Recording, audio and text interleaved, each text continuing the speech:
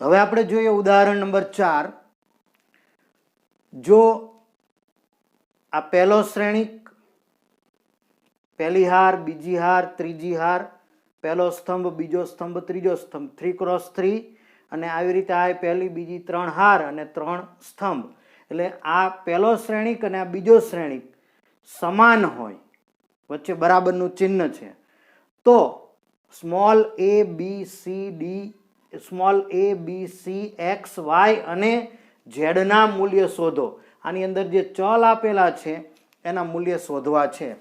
તો આપણે શ્રેણિકની સમાનતાની વ્યાખ્યા જોઈ ગયા એ મુજબ જો આ બે શ્રેણિકો સમાન હોય તો એમના અનુરૂપ ઘટકો પણ સમાન હોવાના જ. એટલે આપણે પહેલી હારનો પહેલો ઘટક એને આના સાથે સરખાવીએ તો x + 3 = 0 મળશે. એવી રીતે x + z પહેલી હારનો બીજો ઘટક છે બીજા સ્તંભનો, તો અહીંયા એ 6 છે, તો z + 4 = 6. એવી રીતે આ ત્રીજો ઘટક છે પહેલી હારનો, તો એને એના સાથે સરખાવો, 2y - 7 = 3y - 2. આ બીજી હારનો પહેલો ઘટક એ તો સમાન છે જ, એમાં ચલ પણ નથી એટલે એને આપણે લેવાની જરૂર નહીં. અહીંયા બીજી હારના બીજા ઘટક a - 1 = -3, અને અહીંયા 0 = 2c + 2 એટલે કે 2c + 2 = 0. અહીંયા b - 3 = 2b + 4, અને -21 અને 0 તો 0 એ તો સમાન છે જ. હવે આનું આપણે સાદુરૂપ આપીએ, 3 બરાબરની પેલી બાજુએ જાય તો આમાંથી મળશે x = -3, પહેલો જવાબ.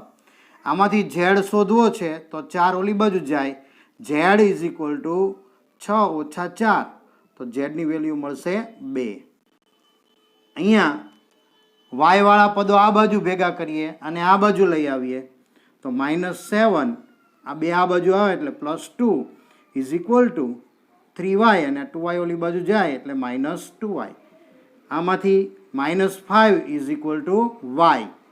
હવે આપણે વાત કરીએ અહીંયા તો a બરાબર -3 + 1 એટલે કે a બરાબર -2. હવે વાત કરીએ અહીંયા તો અહીંયા 2c = -2 થાય, બગડો ભાગાકારમાં જાય તો c = -1, અને અહીંયા આપણે b વાળા આ બાજુ અને આને આ બાજુ લઈએ તો -3 છે, -4 = 2b, અને આ ઓલી બાજુ આવે એટલે -b. અહીંયા -7 = b એટલે કે b બરાબર -7. તો આ રીતે આપણે x y z a b અને c એમની કિંમતો બહુ સરળતાથી શોધી શકાય. હવે આપણે ઉદાહરણ 5 જોઈએ. નીચેના સમીકરણમાંથી સ્મોલ a b c અને d ના મૂલ્ય શોધો. તો અહીંયા બે શ્રેણિકો 2x2 સમાન આપ્યા છે. તો હમણાંની વાત કરી એ પ્રમાણે જ પહેલા ઘટકને પહેલા ઘટક સાથે અનુરૂપ ઘટકોને સરખાઈ દેવાના છે. એટલે કે 2a + b = 4. હવે પહેલી હાર અને બીજા સ્તંભનો ઘટક, તો અહીંયા પહેલી હાર અને બીજા સ્તંભનો ઘટક એને સરખાવીએ તો આવું બનશે, a - 2b = -3. બીજી હાર પહેલો સ્તંભ, તો અહીંયા બીજી હાર અને પહેલો સ્તંભ એના ઘટકો સરખાવીએ તો અહીંયા છે 5c - d = અહીંયા છે 11, અને એવી રીતે આ બેને સરખાવીએ તો 4c + 3d = 24. વિદ્યાર્થી મિત્રો, હમણાં ઉદાહરણ 4માં એક ચલ સમીકરણ હતા એટલે આપણે એને સરળતાથી ઉકેલી શક્યા. અહીંયા આ સમીકરણમાં બે ચલ આપેલા છે, a b, આમાં પણ a b, આમાં cd, આમાં cd. એટલે જ્યારે બે ચલ આવે ત્યારે આપણે ધોરણ 10માં સુરેખ સમીકરણના ઉકેલ માટેની જે 4 રીતો શીખી ગયા છીએ એ રીત પ્રમાણે આપણે એને ઉકેલ મેળવી શકાય. આને આપણે સમીકરણ 1 કહી દઈએ, એ બી વાળું. તો આ જે છે એ બી વાળું એ આપણું સમીકરણ 2 છે. આ સીડી વાળા સમીકરણને 3 કહી દઈએ તો આ જે CD વાળું સમીકરણ છે એ આપણું 4 છે. તો પહેલા અને બીજાનો આપણે ઉકેલ કરશું લોપની રીતે એટલે આપણને a અને b ના મૂલ્યો મળશે અને એવી રીતે ત્રીજા અને ચોથાનો લોપની રીતે ઉકેલ કરીશું એટલે આપણને c અને d ના મૂલ્ય મળશે. આપણે અત્યારે ઉકેલ કરવો છે પહેલા અને બીજાનો. તો એમાં b ના સહગુણકોની વાત કરીએ તો અહીંયા b આગળ 2 છે, અહીંયા b આગળ કંઈ છે નહીં. એટલે આપણે આમ કરી શકાય કે સમીકરણ 1 ને પહેલા સમીકરણને 2 વડે ગુણી 1 અને 2 નો લોપની રીતે ઉકેલ મેળવતા. તો પહેલા સમીકરણને 2 વડે ગુણાવવું છે એટલે તમામ ઘટકોને 2 વડે ગુણાવો તો 2 દુ 4a પ્લસ 2b બરાબર 4 દુ 8 અને આને સીધું મૂકી જ દેવાનું છે a માઇનસ 2b માઇનસ 3. અહીંયા પ્લસ 2b અને માઇનસ 2b કેન્સલ થાય તો 5a 4a ને 5a ઇઝ ઇક્વલ ટુ 8માંથી 3 જાય તો 5. તો આમાંથી a ની વેલ્યુ મળશે 1. આ કિંમત આપણે 1 અથવા 2 માં મૂકી દઈએ તો લખીએ કે આ કિંમત a ની આ કિંમત સમીકરણ 1 માં મૂકતા. સમીકરણ 1 માં a ની કિંમત મૂકવી છે તો 2, a ની કિંમત 1 પ્લસ b બરાબર 4. તો 2 વત્તા b બરાબર 4 થાય તો આમાંથી 2 પેલી બાજુ જાય એટલે b બરાબર મળશે 2. તો સમીકરણ 1 અને 2 નો ઉકેલ મેળવો એટલે a અને b મેળા. હવે એવી રીતે આપણે વાત કરવાના છીએ સમીકરણ 3 અને 4 ની. તો શું થશે? સમીકરણ 3 અને 4 માં આપણે એવું કરીએ, અહીંયા d નો સહગુણક 3 છે, અહીંયા d નો સહગુણક 1 છે, એટલે સમીકરણ 3 ને 3 વડે ગુણી અને ઉકેલ મેળવીએ. તો સમીકરણ 3 ને 3 વડે ગુણી સમીકરણ 3 અને 4 નો લોપની રીતે ઉકેલ મેળવતા. તો હવે આપણે એનો ઉકેલ મેળવવો છે. આને 3 વડે ગુણવાના છે. 5 તરી 15c ઓછા 3d બરાબર 11 તરી 33 અને આને કશા વડે નથી ગુણવાના એટલે 4c પ્લસ 3d અને બરાબર 24. અહીંયા plus 3d minus 3d cancel, 15 ને 4 19c બરાબર આ બેનો સરવાળો થશે 57. c ગોતવા હોય તો 19 આના ભાગાકારમાં જાય, 19 તરી 57 મળે એટલે આપણે લખી શકાય કે c બરાબર 3. c ની આ કિંમત સમીકરણ 3 માં મૂકતા એટલે લખીએ કે c ની કિંમત સમીકરણ 3 માં મૂકતા. તો કેવું થશે? પહેલા 5 છે, પછી c ની જગ્યાએ આપણને વેલ્યુ મળી 3 માઇનસ d બરાબર 11. 5 3 માઇનસ d બરાબર 11. 5 તરી 15 ઓછા d બરાબર 11. d પેલી બાજુ 11 આ બાજુ, 15 ઓછા 11 બરાબર ઓછા d આ બાજુ આવે તો પ્લસ d થાય. તો d ની વેલ્યુ મળે 4. આમ તમારો જવાબ મળી ગયો છે એટલે આપણે લખી શકીએ કે આમ a બરાબર 1 અલ્પવિરામ b બરાબર 2 c બરાબર 3 અને d બરાબર 4 મળે. હવે આપણે સ્વાધ્યાય 3.1 અને દાખલા નંબર 1 ની વાત કરીએ. રકમ આ પ્રમાણે છે બોર્ડ ઉપર.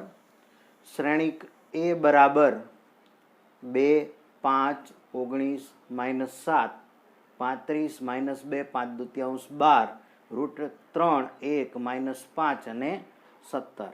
આ 3 હારવાળો અને 4 સ્તંભવાળો શ્રેણિક આપ્યો છે. તો એના માટે આપણે એક શ્રેણિકની કક્ષા કહેવાની છે, 2 એના ઘટકોની સંખ્યા કેટલી એ કહેવાની છે અને એના A13, A21, A33, A24 અને A23 ઘટકો લખવા છે. તો આપણે પહેલી વાત કરીએ શ્રેણિકની કક્ષા.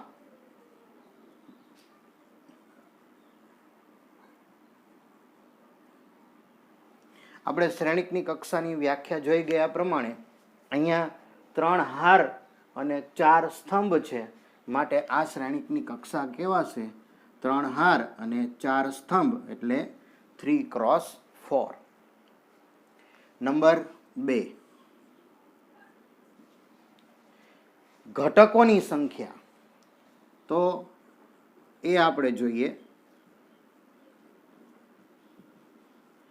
બે રીતે મળે. એક સીધું સૂત્ર છે, ઘટકોની સંખ્યા ગોતવાનું સૂત્ર છે હાર અને સ્તંભનો ગુણાકાર કરી નાખો એટલે તમને ઘટકોની સંખ્યા મળે. એટલે 3 અને 4નો ગુણાકાર 3 ચોક 12 ઘટકો એમાં હશે અને મેન્યુઅલી ગણી લો તોય થઈ જાય. 1 2 3 4 5 6 7 8 9 10 11 12. તો અહીંયા ઘટકોની સંખ્યાનું સૂત્ર છે m × n એ પ્રમાણે 3 × 4 એટલે 4 તરીને 12. હવે ત્રીજી વાત છે નંબર 3, ઘટકો શોધવા છે. પહેલો ઘટક ગોતવો છે A13. બહુ સરળ છે. A13 એટલે પહેલી હાર અને ત્રીજા સ્તંભનો ઘટક. આ પહેલી હાર અને આ પહેલો સ્તંભ, બીજો સ્તંભ અને ત્રીજો સ્તંભ એટલે આ ઘટક એ છે 19. એ પહેલી હાર અને ત્રીજા સ્તંભનો ઘટક છે. બીજો ઘટક આપણે શોધવો છે A21. A21 બીજી હાર અને પહેલો સ્તંભ. આ પહેલી હાર અને આ બીજી હાર. આ બીજી હારમાં પહેલા સ્તંભનો ઘટક એટલે બીજી હાર અને પહેલો સ્તંભ એટલે આ 35. હવે આપણે ગોતવો છે A33. A33 એટલે ત્રીજી હાર અને ત્રીજા સ્તંભનો ઘટક. આ પહેલી હાર, બીજી હાર, ત્રીજી હાર, પહેલો સ્તંભ, બીજો સ્તંભ, ત્રીજો સ્તંભ, ત્રીજી હાર અને ત્રીજો સ્તંભ એટલે -5. હવે આપણે વાત કરીએ છીએ A24.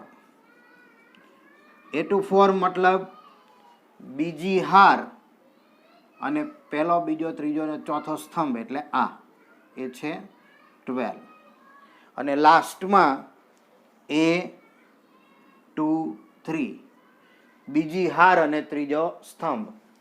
આ બીજી હાર અને ત્રીજો સ્તંભ એટલે 5/2. તો આ રીતે આપણે એના તમામ ઘટકો પણ લખી શકાય.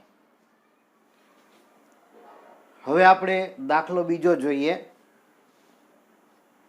જો કોઈ શ્રેણિકને 24 ઘટકો હોય તો તેની શક્ય કક્ષાઓ કઈ હોય? અહીંયા આપણે એક્ઝામ્પલમાં આ રીતનો એક દાખલો જોયેલો. આપણે અહીંયા જે એનો પ્રથમ ભાગ છે એના વિશે ચર્ચા કરીએ કે જો કોઈ શ્રેણિકને 24 ઘટકો હોય તો એની શક્ય કક્ષા કઈ? તો આપણે વાત કરી હતી કે કક્ષા છે એ કોના ઉપર આધાર રાખે? હાર અને સ્તંભની સંખ્યા ઉપર. જો હાર કેટલા અને કેટલા સ્તંભ એ ખબર પડી જાય તો આપણને કક્ષાની ખબર પડે. હવે બીજી એક વાત છે કે શ્રેણિકના ઘટકો છે એ હાર અને સ્તંભના ગુણાકારથી મળે એ પણ આપણે જાણીએ છીએ. એટલે આપણે પેલું સૂત્ર જાણીએ છીએ કે શ્રેણિકના ઘટકો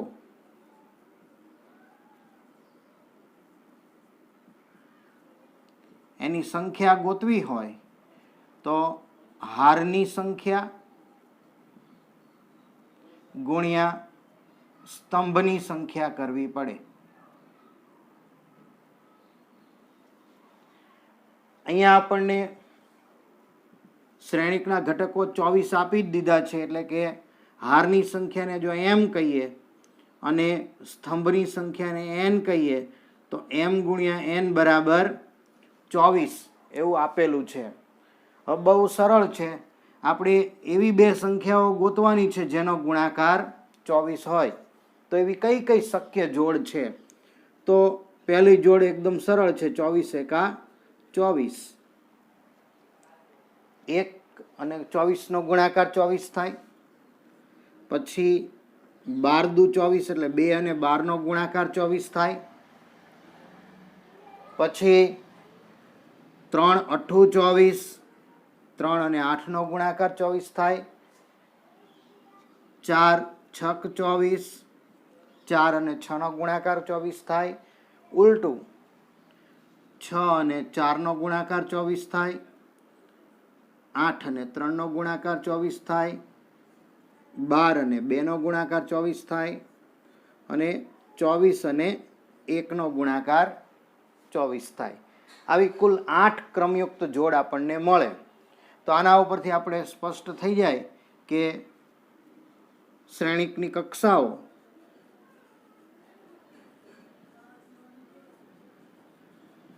કઈ કઈ શક્ય હોઈ શકે. તો પહેલું 1 ક્રોસ 24, એક હાર અને 24 સ્તંભવાળો શ્રેણિક હોઈ શકે. બીજું 2 ક્રોસ 12. ત્રીજું 3 ક્રોસ 8, 3 હાર અને 8 સ્તંભ. ચોથું 4 ક્રોસ 6. પાંચમું 24 ક્રોસ 1, 24 હાર હોય અને 1 સ્તંભ હોય, સ્તંભ શ્રેણી. 12 ક્રોસ 2.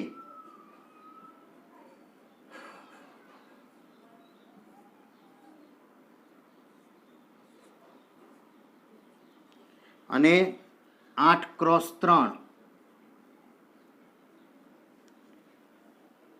6 ક્રોસ 4. તો આવા કુલ 8 એની કક્ષાઓ શક્ય બને.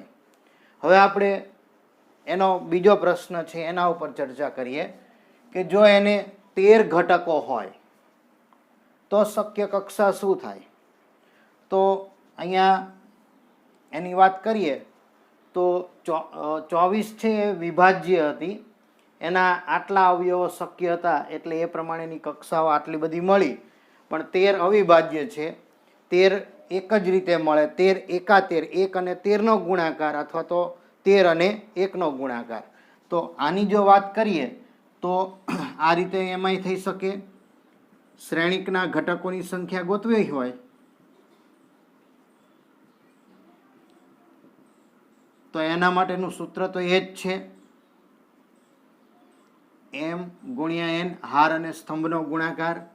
એટલે હાર અને સ્તંભનો ગુણાકાર આપણને કેટલો મળવો જોઈએ? 13. તો 13 ગુણાકાર કઈ કિંમત માટે મળે?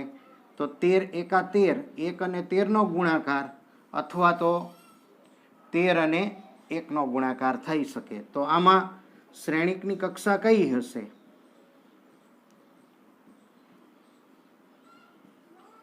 1 ગુણ્યા 13, 1 હાર અને 13 સ્તંભ હોય અથવા તો 13 હાર અને 1 સ્તંભ હોય. બહુ સરળ છે. આ પ્રમાણે આપણે ઉદાહરણ પણ એક જોયેલું હતું. હમણાં આપણે દાખલો બીજો જોયો એ જ પ્રમાણે આ દાખલા નંબર 3 છે. જો કોઈ શ્રેણિકને 18 ઘટકો હોય તો તેની શક્ય કક્ષાઓ કઈ હોય? અને જો તેને 5 ઘટકો હોય તો એની શક્ય કક્ષાઓ શું થશે? તો આ તમારા માટે આપણે અત્યારે છોડી દઈએ. અહીંયા 18 ઘટકો છે એટલે એની કક્ષા અને એના હાર અને સ્તંભનો ગુણાકાર 18 થવો જોઈએ. એટલે 18 એકા 18, 9 દુ 18 અને 6 તરી 18. આ ત્રણ એવી જોડ મળે જેનો ગુણાકાર 18 થાય.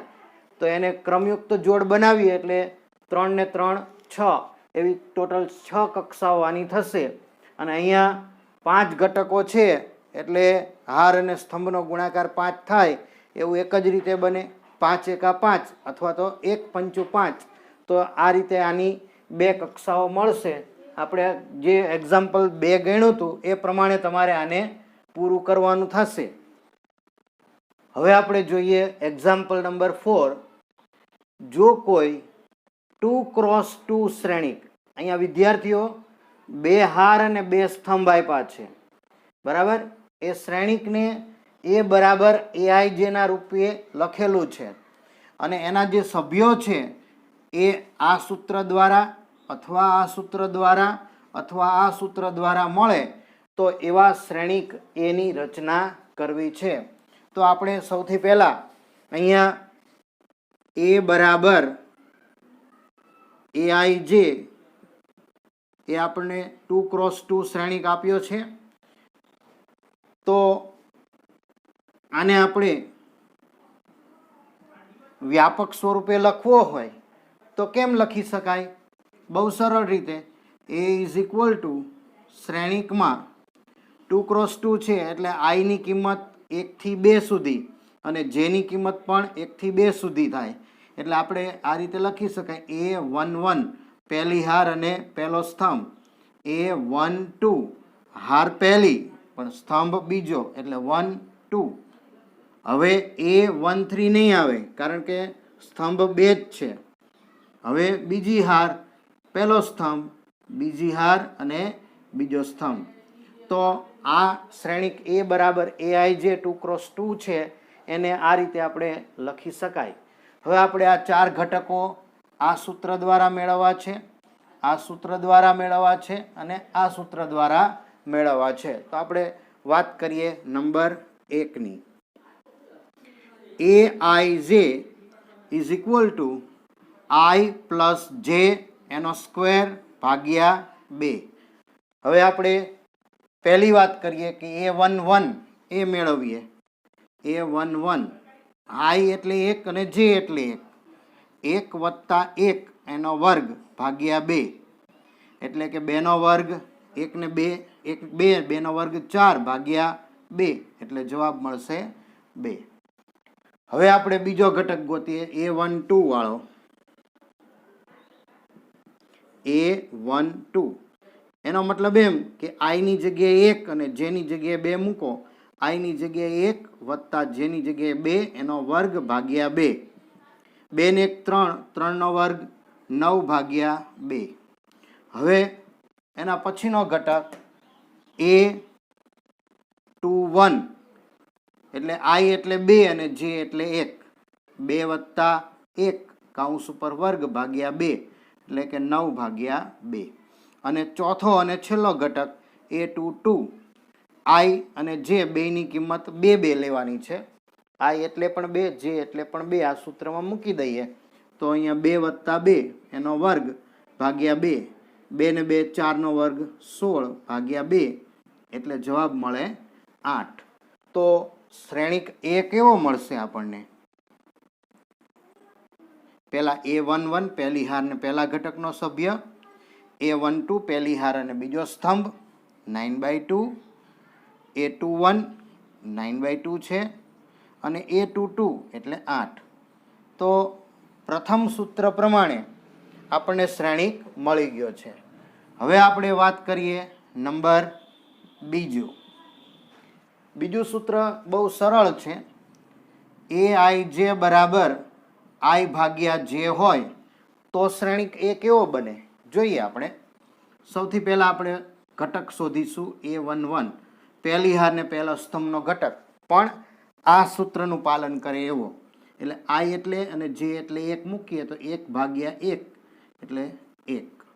હવે A12 i એટલે 1 અને j એટલે 2. i ની જગ્યાએ 1 અને છેદમાં j ની જગ્યાએ 2. A21 i એટલે 2 અને j એટલે 1. 2 ભાગ્યા 1 એટલે 2. અને ચોથો ઘટક છે A22 i એટલે પણ 2 અને j એટલે પણ 2. 2 ભાગ્યા 2 એટલે 1. તો જો આ સૂત્રનું પાલન કરે તો શ્રેણિક એ કેવો મળે? 1. A12 એટલે 1/2 અહીંયા છે. A21 એટલે 2 અને A22 એટલે 1. અને હવે આપણે સૂત્ર નંબર 3 પ્રમાણે શ્રેણિકની રચના કરીએ. અહીંયા આપણું સૂત્ર છે aij બરાબર i પ્લસ 2j એનો સ્ક્વેર અને ભાગ્યા 2. આમાં પણ આ સૂત્ર વાપરી અને શ્રેણિક એની રચના કરવી છે. તો પહેલો ઘટક a11 શોધીએ. I એટલે 1 અને j એટલે 1 આની અંદર મૂકી દેવાના છે. એટલે શું થશે? 1 વત્તા 2 ગુણ્યા 1 અને પાછો આ કાઉન્સ છે એનો વર્ગ ભાગ્યા 2. એટલે આગળ ગણતરી વિચારીએ તો 1 વત્તા 2 એકા 2 કાઉન્સ ઉપર વર્ગ ભાગ્યા 2. એટલે કેટલા થશે? 2 ને 1 3 નો વર્ગ 9 ભાગ્યા 2. આ પહેલો ઘટક મળ્યો. હવે આપણે ઘટક શોધીએ બીજો a12. આ પહેલી હાર અને બીજો સ્તંભ. સૂત્રમાં I એટલે 1 થઈ ગયા અને j એટલે 2 થઈ ગયા. આની અંદર મૂકી દઈએ. મોટા કૌંસની અંદર I એટલે 1 વત્તા 2 ગુણ્યા j એટલે પણ 2 મોટો કૌંસ પૂરો એનો વર્ગ અને છેદમાં 2. એટલે આમ થશે 1 વત્તા 2 દુ 4 અને કાઉન્સ ઉપર વર્ગ ભાગ્યા 2. 4 ને 5 નો વર્ગ 25 ભાગ્યા 2. હવે શોધીએ આપણે a21. આ બીજી હાર અને પહેલો સ્તંભ. I એટલે 2 અને j એટલે 1. મૂકીએ કિંમત. મોટા કૌંસમાં I એટલે 2 પ્લસ 2 ગુણ્યા 1 કૌંસ પૂરો એનો વર્ગ ભાગ્યા 2 બરાબર અહીંયા 2 વત્તા 2 કૌંસ ઉપર વર્ગ ભાગ્યા 2. 2 ને 2 4 નો વર્ગ 16 ભાગ્યા 2. અને જો તમે 16 ને 2 ભાગો તો જવાબ મળે 8. હવે છેલ્લો ઘટક a22 લઈએ. a22 I એટલે પણ 2 વત્તા 2 ગુણ્યા j એટલે પણ 2 અને મોટા કૌંસ ઉપર વર્ગ ભાગ્યા 2. એટલે શું થશે? મોટા કૌંસમાં 2 વત્તા 4 2 દુ 4 કૌંસ ઉપર વર્ગ ભાગ્યા 2. 4 ને 2 6 અને 6 નો વર્ગ 36 ભાગ્યા 2 એટલે આવશે 18. તો અહીંયા આપણો શ્રેણિક એ આ પ્રમાણે મળે. એ બરાબર પહેલી હારનો પહેલો ઘટક 9 દુત્યાંશ, પહેલી હારનો બીજો ઘટક 25 દુત્યાંશ, પછી 8 અને 18. આમ આપણે માગેલ શ્રેણિકની રચના કરી છે.